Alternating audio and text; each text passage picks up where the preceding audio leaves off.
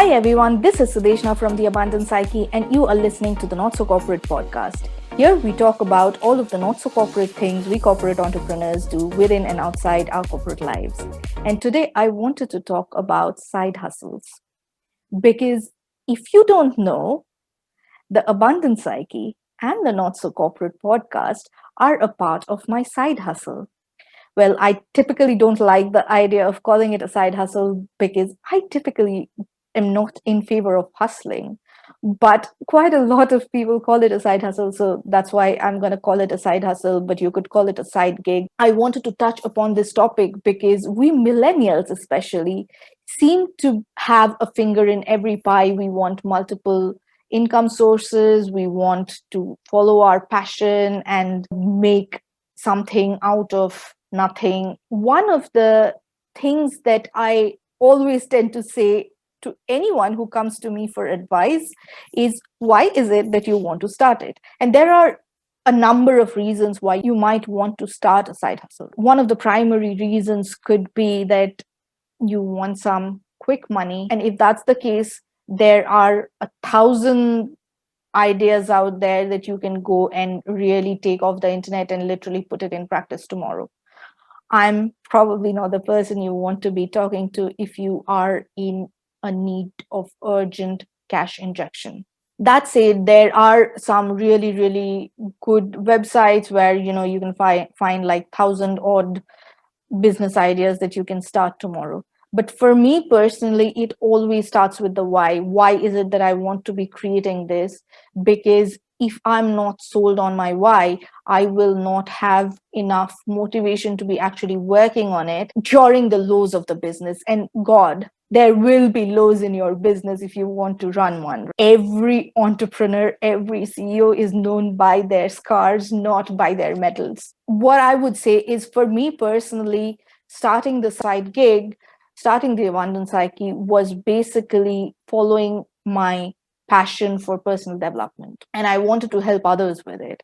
Also, I wanted multiple streams of income, and I wasn't in a hurry to inject cash because I have a corporate job. I never feel like I want to be replacing it because my side hustle and my corporate job fulfills two very different parts of me. I don't want to be giving up my corporate job for my side gig. But there are some people who do. Start with the why. Why is it that you want to start this business? And if at any point it sounds like you want to be setting this business up so that you can scale it efficiently in the long run, keep listening. I am really obsessed about efficient scaling because quite a few of you know that I'm a trained economist. So back in the day when I was doing my graduation, I came across this concept of economies of scale, and it completely changed the way I think about businesses. It's a concept that I apply on an absolute regular basis in my corporate job. I always am the person who will think about, okay, we are doing this. Why are we doing this? Can it scale? And when the answer is no, I get demotivated really, really fast because that's how my brain operates. It need not be you. That's fine. I am a tech lover. That's the reason I'm a tech lover. I want things to scale efficiently and not just by putting in more time and more money and more resources. So when I started the Abundant Psyche, I was very adamant that I build it in a way that it is sustainable with my life, with my lifestyle.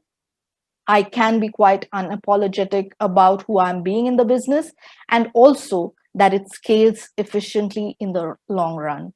That might mean that I have to put in a bit more hours at the beginning. I might have to hire a team without seeing many returns in the short term, but all of that I know will add up in the long run. A list of ideas that are good for scaling. And if you are thinking of launching a side hustle, that'll help you actually put some money in your pocket in the long run, not in the short run. Keep listening.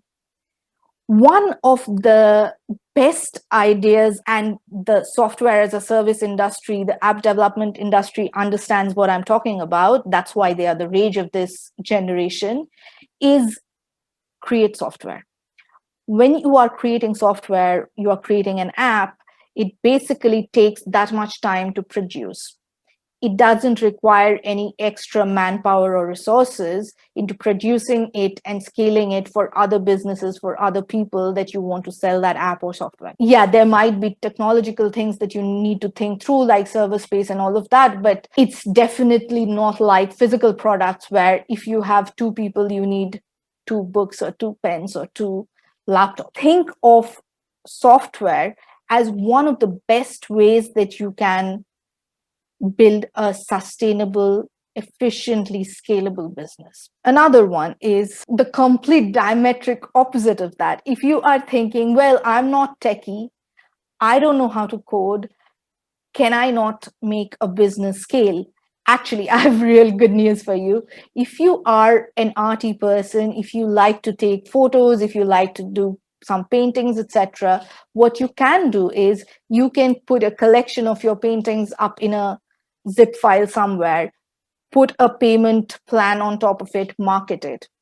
You can sell the same art copies to multiple people at the same price, or you can even increase the price without actually having to spend more time and energy and resources in creating more of those products, the digital products, the paintings, the art photos, and so on.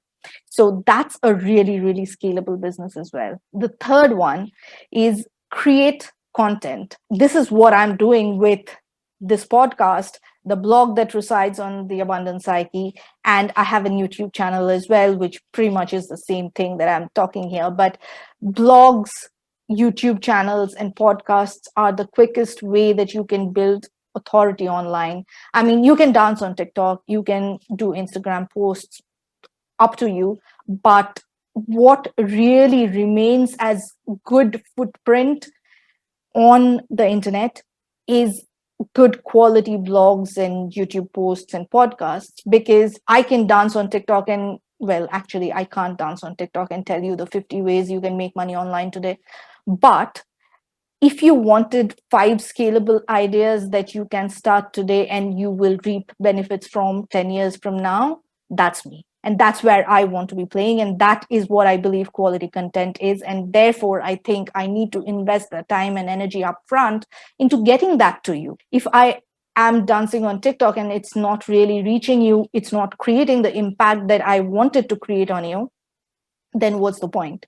So I think blogs, YouTube, and podcasts are a really neat way of creating authority and also making a business scalable, because one, like, look what happened to Joe Rogan. And if you don't know Joe Rogan, he's this amazing podcaster who does 2.5 hours long podcasts, and he got a deal with Spotify, and that's amazing. Podcasters, YouTubers, they make money from advertisements, not only the advertisements that come up on their websites, bloggers also do, by the way, but also by actually collaborating and promoting products that they have used in the past, and they get really sweet deals out of it. But you don't have to always do ads. You will see I typically don't run ads on anything that I do. And it's a matter of personal preference, because I want my visitors to have a very neat feel. I don't want to be spamming you with ads. Like, I find that really annoying when I go onto websites, and I probably skip through the ads and never come back to that channel again. But what I tend to do on the back end of the Abundant Psyche is that I create courses, and I have a CV writing course, a LinkedIn writing course, I have a Find Your Career Change course as well. And I work with people in terms of how to navigate your career change on the back of the Abundant Psyche, which is basically the revenue generating part of the Abundant Psyche. And that's one of the main ways that bloggers, YouTubers, and podcasters make money. And creating courses, let's be honest, it's not something that's easy. That's not something that'll replace your corporate salary overnight. It's not even something that most people get traction with in the first couple of years. I'm actually quite incredibly lucky that I got a lot of traction in my first couple of years itself, well, my first year itself. But I have to say that most people find traction in their third or the fourth year. And actually, that is the time when most people think of giving up. Like, people think of giving up on it around the 2 year mark because, it's not making money, it's just taking a lot of my time. But stay at it, because it will make money if you can front load the work. You will have to eventually not work as much, but obviously you have to be smart about it. I'll come back to all of that bit by the end of this list that I'm giving you. The fifth one is about creating membership sites and subscription models. Subscriptions and memberships are obviously extremely scalable because you don't have to add more resources into it, but you can almost charge your client in a retainer basis. Say, for example, you are a yoga teacher, a meditation teacher, and you teach on Zoom and on Monday from 8 p.m. to 9 p.m. Everyone is looking at your moves sitting at their home. You don't really need to add another hour of your time to accommodate one more person into your yoga class. Of course, if it's a very intimate session and you want to be charging premium for it and you want to only work with 5 people, that's great.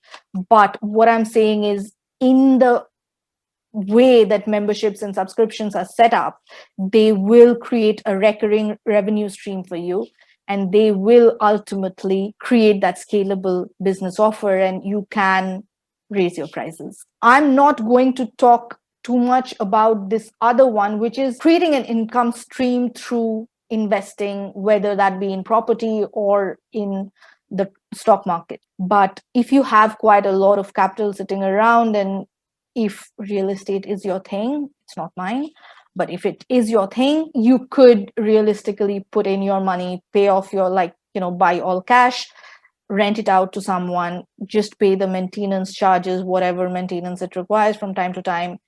Other than that, whatever you get is pure profit. Of course, if you have that much money lying around, that might be quite a good option. You might also want to put it in a tracker fund and get more returns over time on it, because the power of compounding is truly something exceptional. I personally don't think real estate sometimes matches up to that.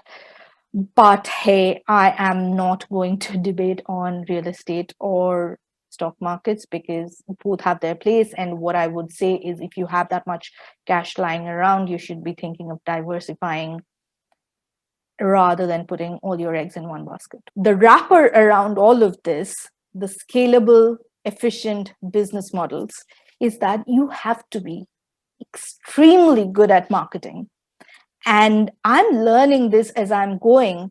And it is sometimes extremely uncomfortable because marketing isn't something that comes naturally to me. I'm getting better at it. I have gotten a lot of experience in it over the years, but it is definitely something that is worth learning, whether it's for your side hustle or for your career or for just your corporate job.